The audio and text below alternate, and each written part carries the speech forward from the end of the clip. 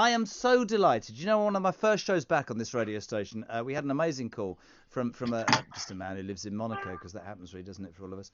And a lot of what he said chimed with a lot of our listeners. Back then, you all said this gentleman was talking sense. So I thought, let's get the old man. John Caudwell, welcome. The old what? The old man.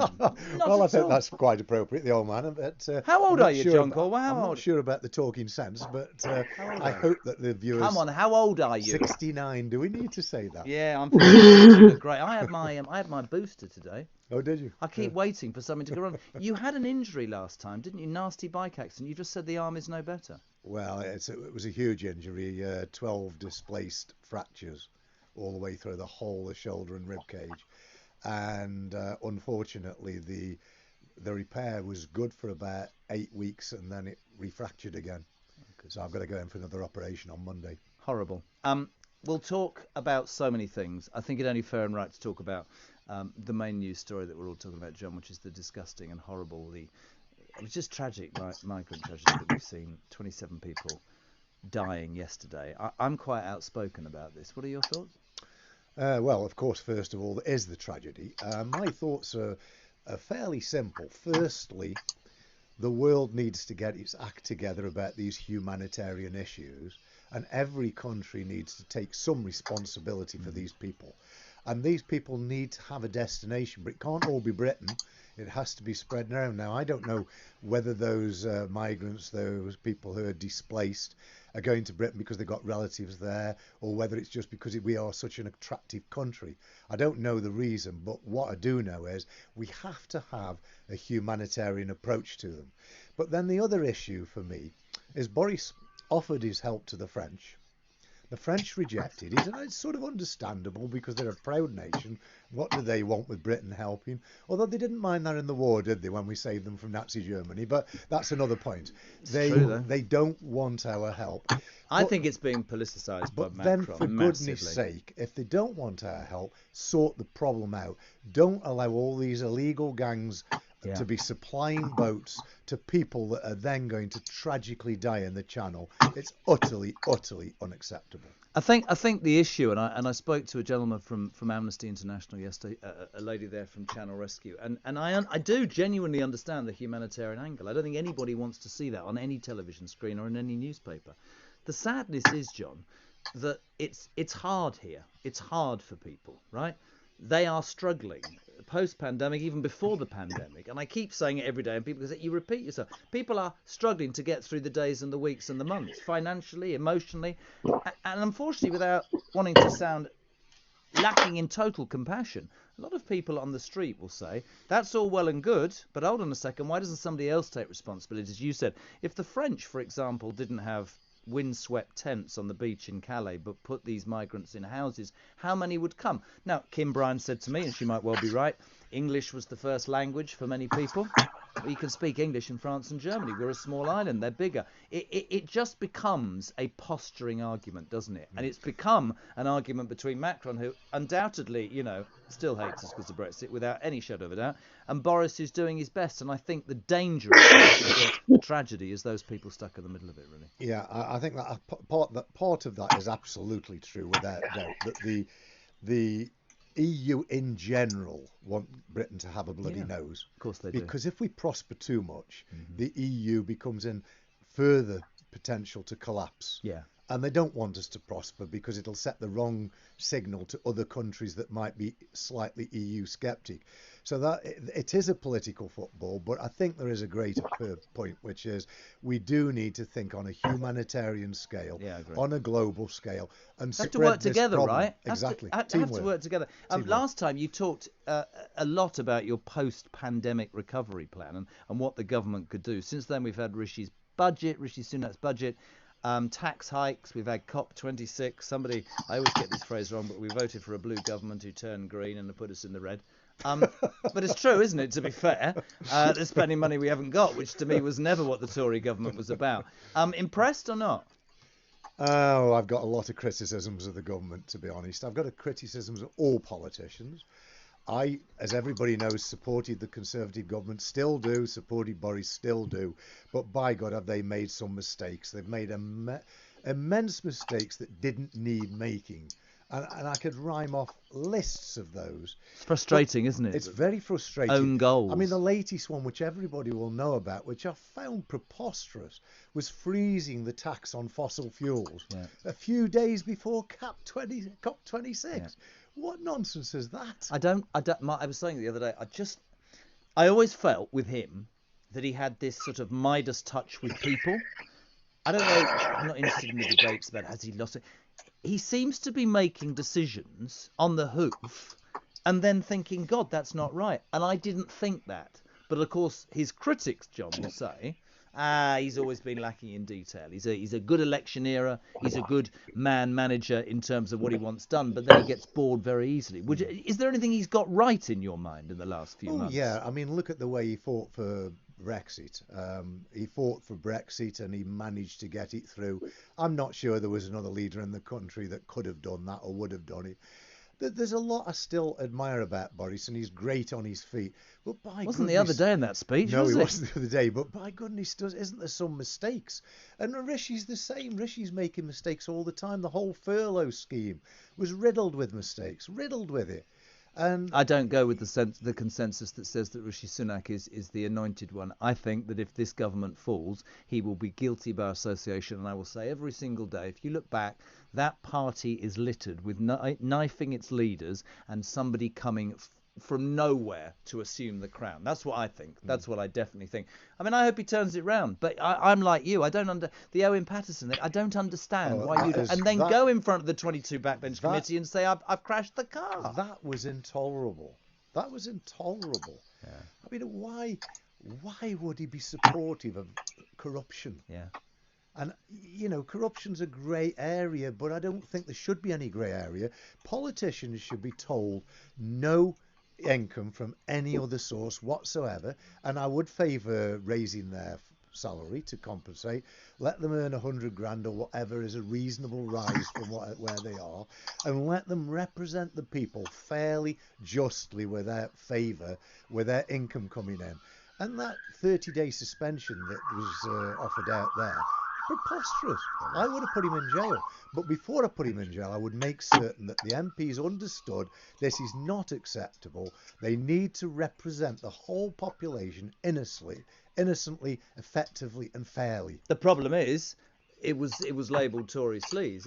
It was everywhere in the Commons. They need to get a control of it. The Owen Paterson thing, with the waters were muddied by his wife's suicide. I don't care what anybody says. That is a definitive thing. Now, let me just make a point on that, though, because I don't want to be sitting here knocking Britain or the Conservative Party. The first thing I would say is Britain, in my opinion, is one of the most fair, honest and least corrupt nations on earth, bar none. So I'm a great fan of Great Britain. And the other point that I would make, because I have been criticising the Conservative Party, I think if Labour had been in, I'd be sitting here pulling my hair out. Well, you haven't got any. What are you talking about, man? Well, I'd find some roots. I'd find something. So, listen, it's not every day you get to ask an actual billionaire. I bet how many people say to you, you're a billionaire. So what's it like of a morning? And I know all about the charity. What's it like of a morning thinking, don't have to do anything, and I literally, to be fair, could go and buy Newcastle Football Club this afternoon? What's that like, seriously? I have no purchasing requirements. But you might not have requirements, but you have the ability. Yeah, but I don't think that way. I don't think that way. What I think is, how many kids can I help today? How many lives can I change? How much can I raise? How much is tomorrow night's Caudwell Children ball going to raise? How can I drive humanitarianism through society? How can I influence billionaires to join the Giving Pledge? Well, 4,000 billionaires in the world, something like, I read this, only 250 have signed up to the Giving Pledge. What is that? What is that? Why? I really don't understand the Giving Pledge is you guarantee. Oh, the Giving Pledge. The Giving Pledge is that you pledge at least 50% of your total wealth before or after your lifetime. So Jeff Bezos, for instance, who I regularly cite, could donate 99% of his money to the Giving Pledge. It'd still be worth 200 billion because you don't give it until you wish to. You're just pledging that you will give it. But even if he gave it today, it'd still be worth 2 billion. And everybody would say, wow, Jeff Bezos is an amazing hero. Look at the good that 198 billion is going to do. Do you have any desire to get a rocket? I mean, that's what billionaires have now, isn't it? Are we going to see the Caudwell Cornet or whatever? I don't know, Comet or something. I think there's so many challenges in the world, and my challenges are more spiritual than physical. I love cycling. I love doing things that excite me, but flying into space isn't one of those, and I don't criticise those that do it. You're such a clever man, though, aren't you? You are. You are a clever. Now, obviously, old Bezos has sunk billions into space travel. You've gone down a very different route. Caudwell Children. We're going to go to a break. We're going to come back and talk about that. But I have got a question because you've got a sense of humour, yeah? I hope so. You're a billionaire. You're a billionaire, yeah? You're a billionaire, go on. And this show paid for your cab. 4:45 on Talk Drive. And before the break, I was teasing John Caudwell, a billionaire, about paying for his taxi to come here. And then he said, "You cut me off without my response." His response was that I haven't charged any fee to be here. See, that's why he's a billionaire. Do you see what I mean? Because that's it. And we're joined now, and this is fantastic. One of the things we want to talk about is Caudwell Children. You talked about how you want to make a difference as somebody who can, and I think that's really interesting. Joined now by Trudi, Beswick, CEO, and tomorrow night, of course, the Caudwell Children's Ball. Tell us more. Tell us about it. Tell us what you achieve and what you want to try and do tomorrow. Well, what we're trying to do is to raise more money for Caudwell Children so that we can give children their independence and confidence through all our services, which is equipment, treatment, therapy, operations, and our family support. And of course, that's been really important, particularly through over the last 2 years. Is that children the length and breadth of this country or specific areas? Yeah, the whole country. And you know what our aim has been right from the day one when I set it up 21 years ago was to transform children's lives in as big a way as possible. You aim for a cure, but in a lot of situations there's no cure. You just make their lives as tolerable and as fulfilling as possible. It's over the whole of the UK, and we will expand internationally as we gain more and more strength and power. Is it ill children, or do you also look at the social thing? For example, I was painfully aware during the pandemic about how kids in deprived areas really fell behind with their schooling because, of course, they wouldn't have a computer or a laptop at home and thus didn't see a teacher for almost a year. That's another thing. No, we're totally focused on disabled and sick. Right. And that's a huge number. Autism is one of our big specialisms.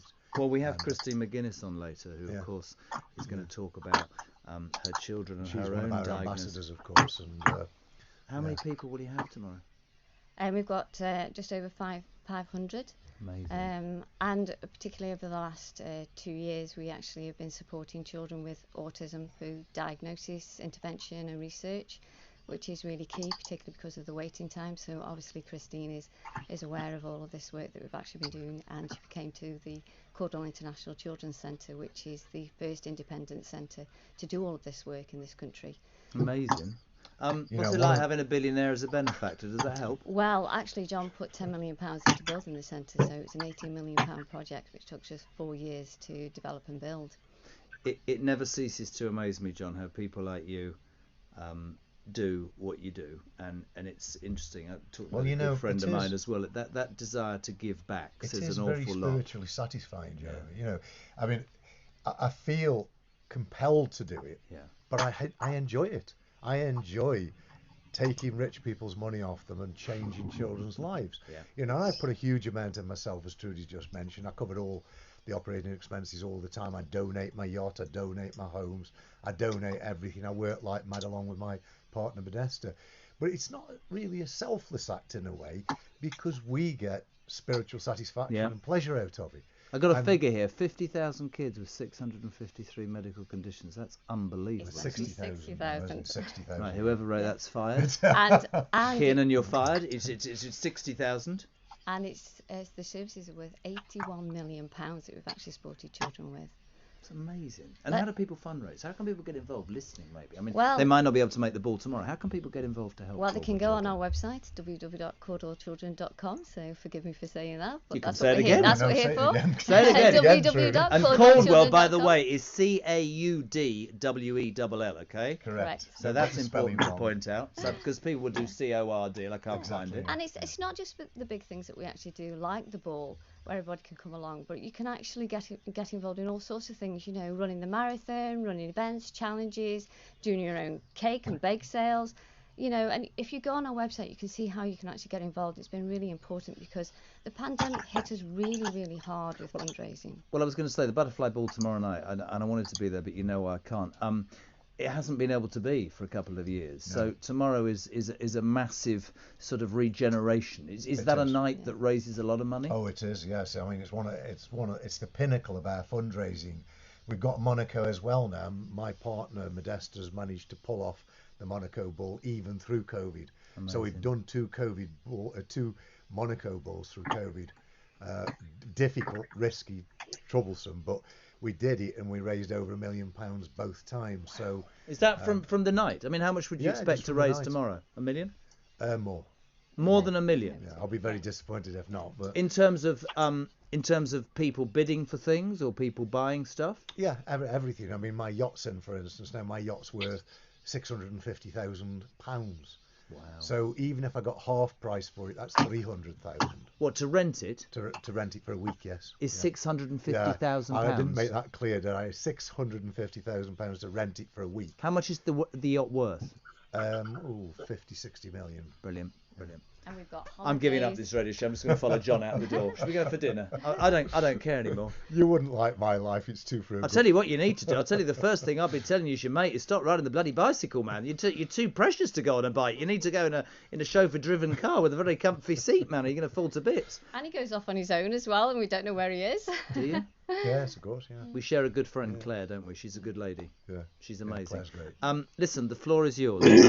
You're talking to people who were so impressed with you last time. Yes, you've had your success, but you are a humanitarian first and foremost, and you want to give back. What would you like to say to people about Caudwell Children and about what you think they should do moving forward? Couple of minutes, all yours. Well, I think first of all, not just talking about Caudwell Children, I think first of all, I really think rich people should be prepared to pay the taxes and not when they make a load of money just run off and take it with them. And I think the government should incentivise rich people. I certainly don't think rich people should get knighthoods if they're going to leave the country and take the tax away. The government should incentivise correct behaviour. Yeah. Mind you, they have to start with themselves first of all. That'd be a good idea, wouldn't it? But they do don't need do to as I do. incentivise correct behaviour. So that's the first thing. The second thing is, why wouldn't those 3,750 billionaires that are not part of the Giving Pledge just commit? Because it will transform the world in a massive, massive way. Yeah. And this is where I spend a lot of my life trying to influence people, and I think sort of becoming a bit of a pariah in some circles, because rich people don't want to hear me talk like this. And it's up to them. They spend the money however they like.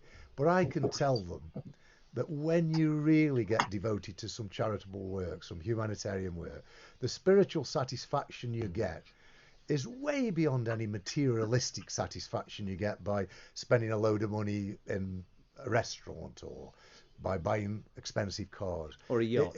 Or a yacht, yeah. I've got all these things as well, but every right to have them. What you get in your heart is way more rewarding, and I just wish I could implant the way I feel about what I do. I bet you get more pleasure from seeing other people help, like these children, Absolutely. and making a difference. I don't want presents. I don't want anything really. Well, you're not getting anything from me. You're not even getting a fee. Well, I want your yacht. Listen, on a serious note, Trudi as well, I hope the Butterfly Ball goes well tomorrow. Just repeat that website for people who want to be involved. www.caudwellchildren.com. Fantastic. You're not going home in a cab. You've had your joy. You can go on your bike. No, don't go on your bike, for goodness sake. John Caudwell, thank you very much indeed. And Trudi.